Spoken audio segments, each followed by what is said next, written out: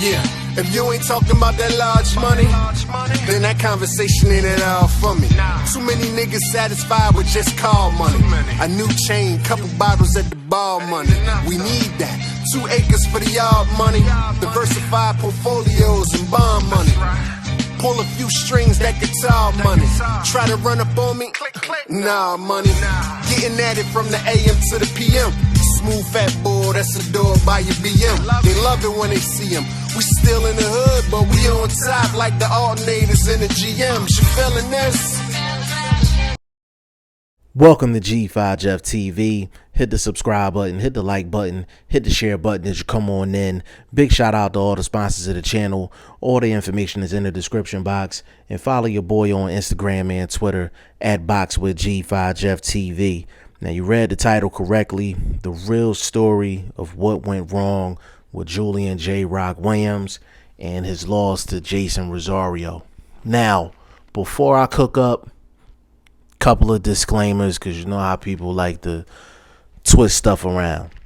Number one, this video is not to give any excuses to Julian Jroc Williams or to take away any credit from Jeison Rosario. Jeison Rosario came in here, did what he had to do in Philly, and he deserves all of the credit. And Jroc has to go back to the drawing board. Regardless of what I'm about to say, nothing is going to change that. Number two, I am from the city. For the people that don't know, I am from Philly, home of Jroc, Danny, Cool Boy Steph, Boots Ennis, Jesse Hart, the great Bernard Hopkins, Joe Frazier, Rocky, cheesesteaks, and all that other good stuff. That's the second thing. And the third thing, in terms of a disclaimer, is this. This video is not to sway your opinion on Julian Jroc Williams or Jeison Rosario as fighters. Okay? Now, with those disclaimers being out there, now it's time for me to get to work and cook up. Now, off top, I was not approved for media credentials for this fight. So I was not technically, quote unquote, media. But that did not stop me from going to the weigh-in, and it didn't stop me from actually going to the fight. So I'm going to start this story off with me being at the weigh-in. I get to the weigh-in, right? And there were some people in the building that I was expecting to see, and there were some people in the building that I was not expecting to see. Sam Watson was there. I think Barbershop Conversations was there. If that wasn't him, he definitely got a twin, same height and all that. Like he definitely got a twin if that wasn't him, but I'm almost sure it was.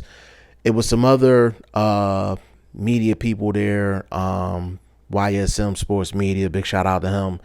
He was in the building, and it was a couple guys from the undercard that was in the building as well. Now, the people I wasn't expecting to see, Tone Trump, I wasn't expecting to see him, and Rick Ross. Rick Ross was in the building. Now, I'm not talking about the rapper Rick Ross. Not him. I'm talking about the notorious Rick Ross, the original Rick Ross. And if y'all don't know the original Rick Ross, y'all might want to Google him and look him up. But he was in the building, took a picture with him, had a couple of words with him, you know, real cool dude. Now, the weigh-in happens. Julian Jroc Williams, you know, he salutes a couple people after the weigh-in and does the interview after the weigh-in. He basically walks by me. He has a hoodie on. I told him, I said, Jroc, let's get this W tomorrow. He said, listen, I got you. Walks out the door. Now, Breadman standing in the corner. I went to go talk to Breadman. Now, Breadman and I talk back and forth on Instagram on some other stuff. Like, we don't even be talking boxing. We be talking some other stuff. So I went over there, introduced myself, and I told him who I was on Instagram. He said, oh, okay, cool. I didn't even talk to Breadman about Jroc. I talked to him about his other fighter, Kyron Davis, who was going to be on the undercard, and I wanted to get his opinion on that. And that was off camera. that was off camera. These are just things, just me networking. Since I just got started in the game, I kind of just want people to know who I am before I start trying to stick a camera in their face. So after that, Sam Watson was pretty much like the last person to leave of any importance. In my personal opinion, what I got from Jroc at the weigh-in was a couple of things. Number one, he was not energetic at all. And I know all fighters are not the same. Some fighters are going to look down and out when they're trying to make weight, and some of them are happy and cracking jokes and all of that. Just depends on who the fighter is and how the weight cut went. Jroc did not look energetic at all. To me, he looked weak. And the most important thing is that his face looked sunken in.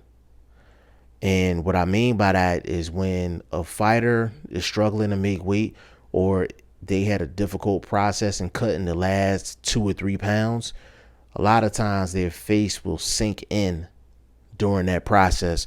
And Jroc's face definitely looked sunken in.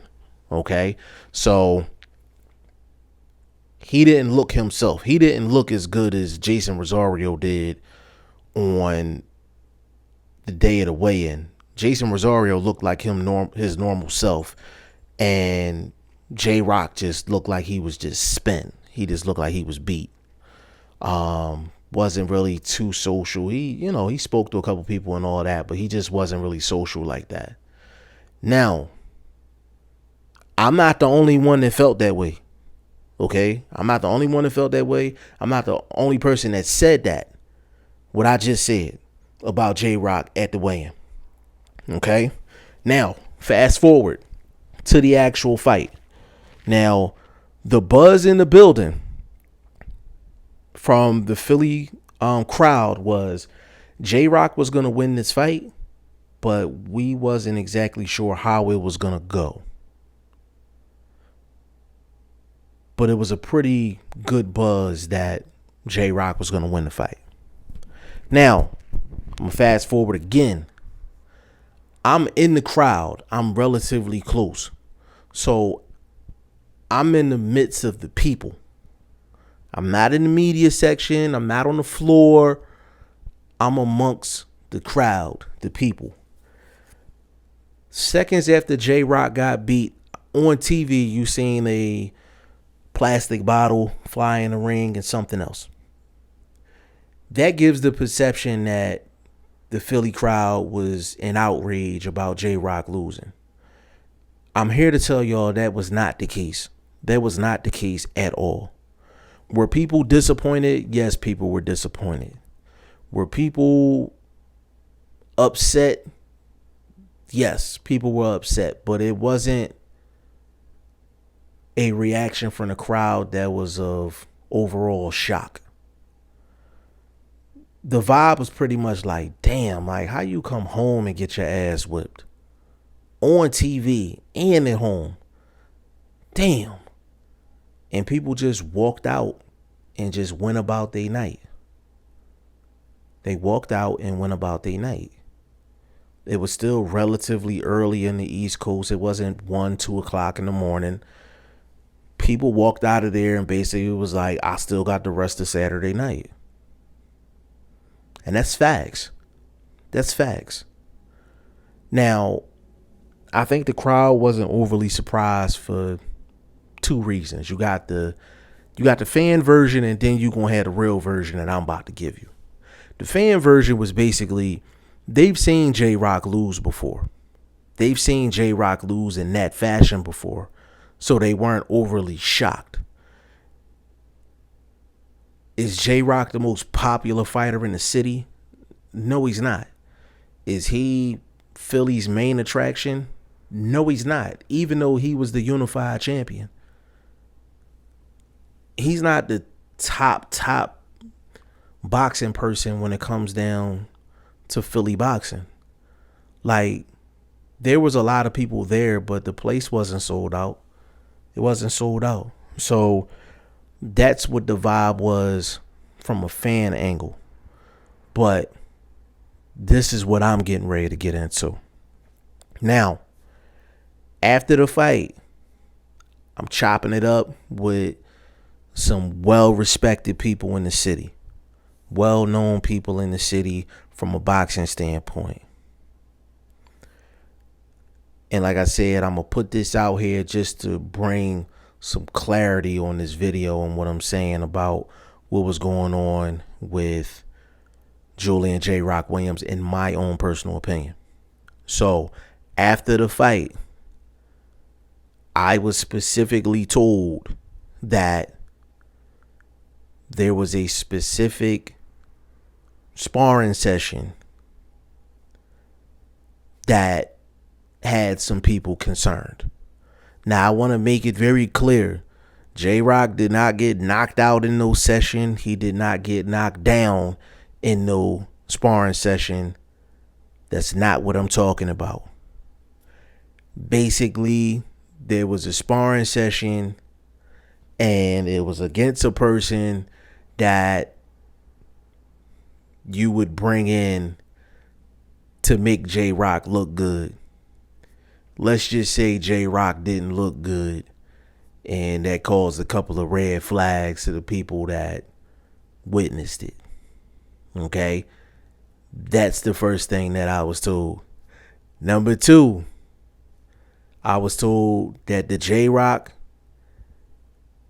that was in preparation for the Jarrett Hurd fight was not the Jroc that was in preparation for Jason Rosario. So essentially, what Jarrett Swift Hurd suffered from in his hometown fight is the same thing that Jroc suffered from in his hometown fight.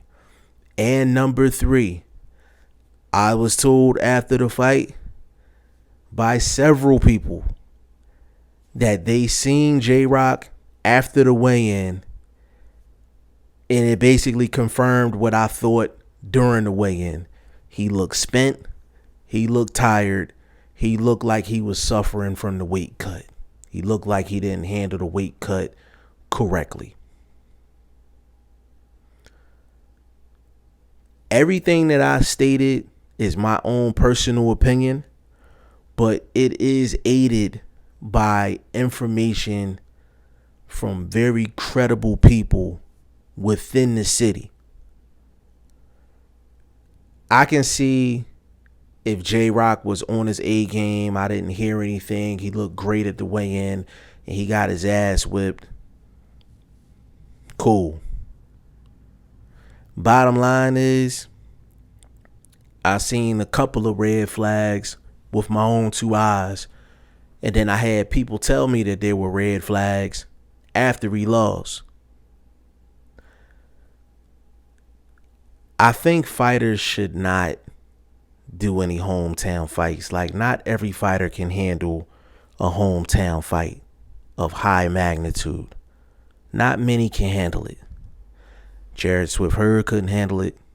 Jroc couldn't handle it.